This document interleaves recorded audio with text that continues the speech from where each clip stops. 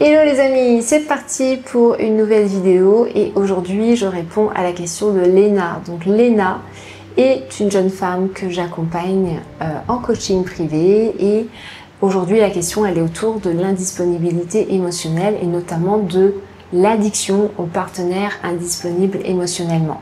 Donc je vous lis sa question et derrière je vais vous donner des éléments de réponse. Alors, suite au dernier coaching qu'on a eu ensemble, j'ai pris conscience que je suis presque attirée malgré moi par des personnes émotionnellement indisponibles. C'est comme si mon système cherchait cette tension, ce manque, ce doute.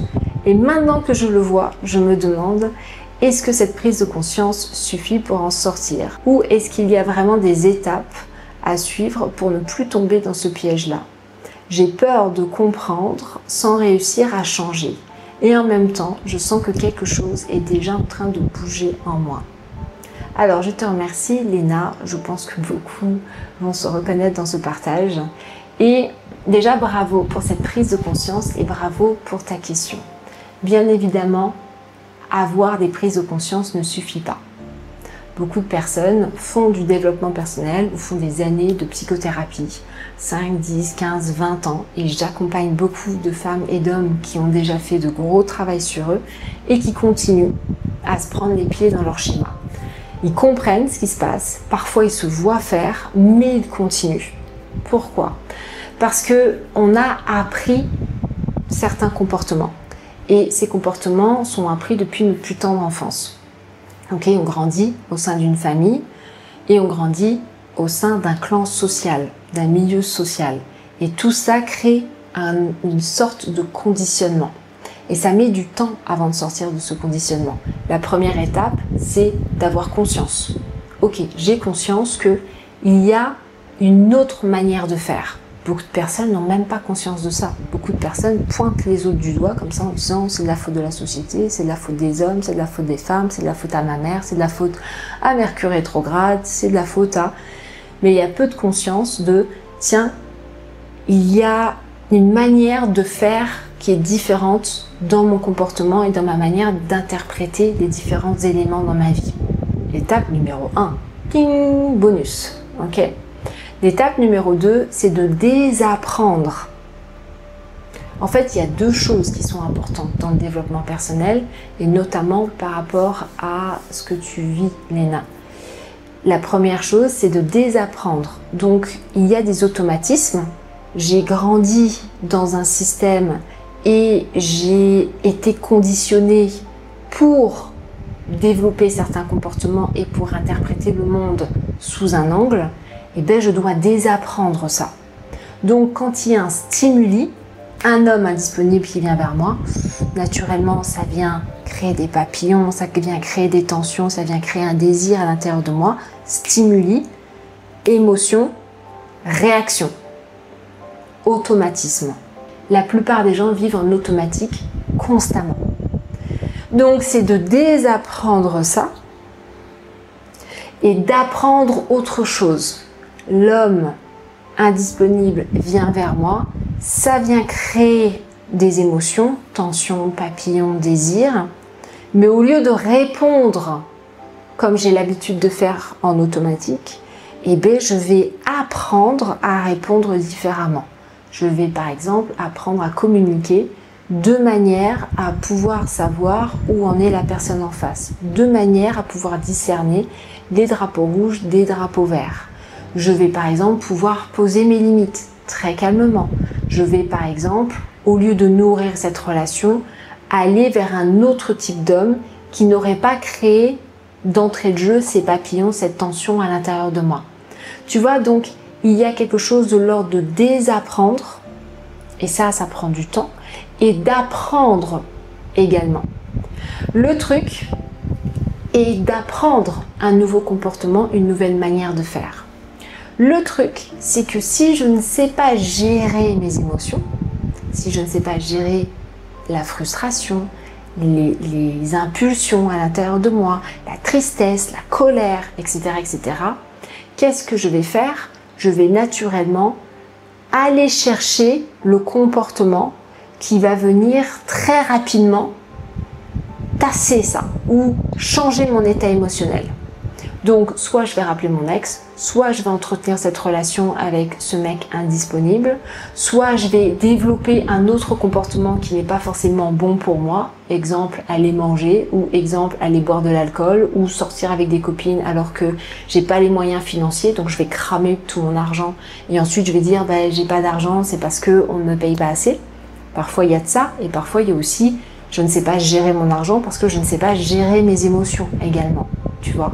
Donc en fait, toute la gestion des émotions, c'est pas de prendre ces émotions et les mettre dans une cocotte minute, c'est pas non plus de se laisser embarquer par tout ça et d'y répondre en se disant je suis vivant et je vis ma vie à 100%.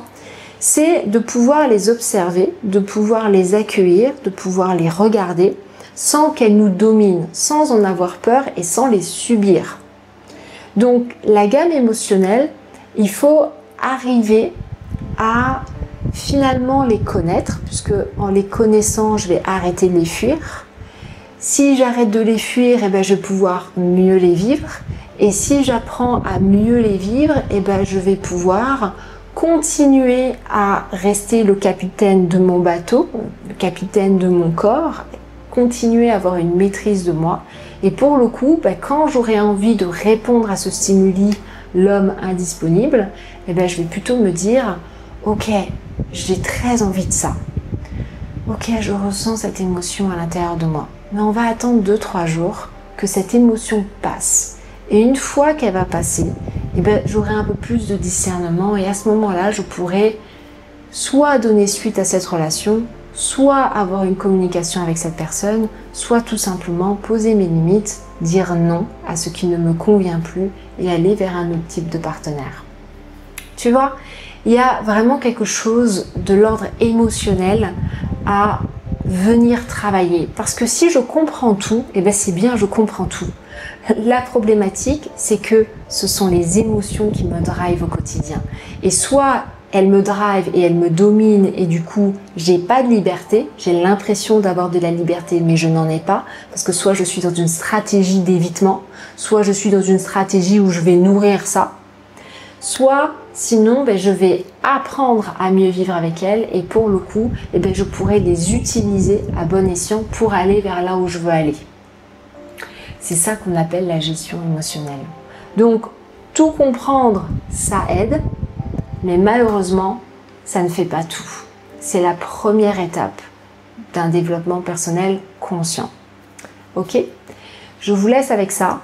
Pour toi, Léna, aujourd'hui, et pour toutes les personnes qui se reconnaissent dans le profil de Léna, je vous encourage à faire une chose.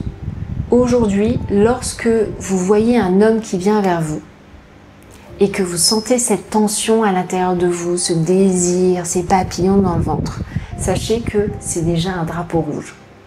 Vous êtes naturellement attiré et vous attirez à vous des hommes indisponibles. Alors, au lieu de vous jeter dedans, je vais tout simplement vous inviter à prendre 5, 10, 15 minutes et à rester en lien avec ce désir à l'intérieur de vous. Essayez, encore une fois, d'être en lien avec ce désir sans y répondre. Ce sont tous les exercices qu'on fait en pleine conscience.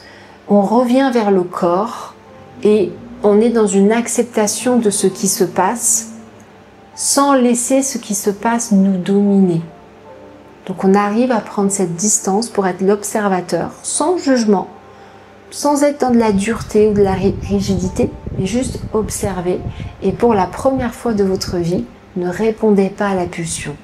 Essayez de le faire, observez ce qui se passe, soyez curieuse, ok ? On n'est pas là pour changer les choses, vous n'allez pas changer les choses en une vidéo, vous n'allez pas changer les choses en une semaine, mais ayez cette curiosité de vous dire tiens, qu'est-ce qui se passe si je ne réponds pas et si je reste dans cet inconfort? Juste 5 minutes, 10 minutes, 15 minutes. Et bien évidemment, si vous voulez partager avec moi, vous pouvez le faire, soit ici, soit en message privé sur Instagram. Et je vous rappelle que juste en dessous, vous avez plein de programmes gratuits. Vous avez également des newsletters, donc allez voir. Inscrivez-vous, c'est gratuit. Et n'oubliez pas également, si vous aimez tout ce que je fais ici, de liker et de partager cette vidéo. Moi, je vous embrasse très fort, je vous souhaite une belle journée et je vous dis à très vite. Ciao, ciao les amis.